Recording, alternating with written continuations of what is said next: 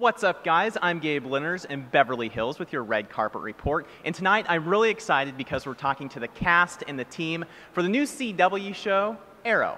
Andrew, I want to ask you, what specifically, what are we looking for this show for the viewers that may not have seen the online preview, and what can they expect?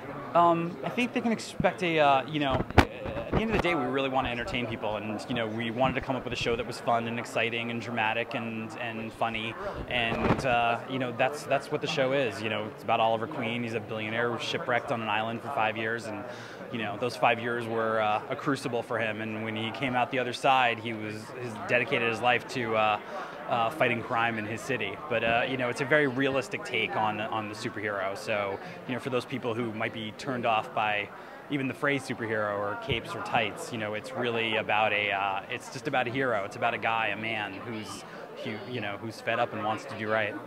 You can just tell talking to you, you're so passionate about this. What have you enjoyed most about the project so far? Honestly, the thing I've enjoyed the most is working with my friends. I've worked with Greg Berlanti and Mark Guggenheim on several projects before this, and just when we sat down to do this together, it was like the perfect melding of material. Because I'm a comic book writer and a fan, and to be working with my friends who are amazingly talented. The whole thing has just been a dream. For viewers that aren't in Hollywood and working in television every day, what goes down in the writers' room, in the meetings? How do you hash out these storylines? I think the thing that people probably don't realize is how much of this stuff comes from our own lives.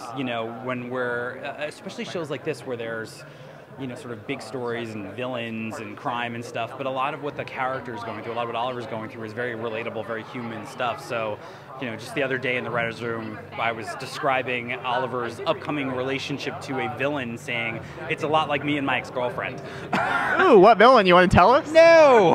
Hold on to that. Hold on to that. I think, writers' rooms are sort of like half these stand-up comedy rooms, half group therapy, half hostage situation, there's somebody just trying to take all of that energy and thought and creativity, and somehow every week we end up with a script. And what's it like to have this idea for this show, and finally, after all this hard work, all this time, finally see it come together?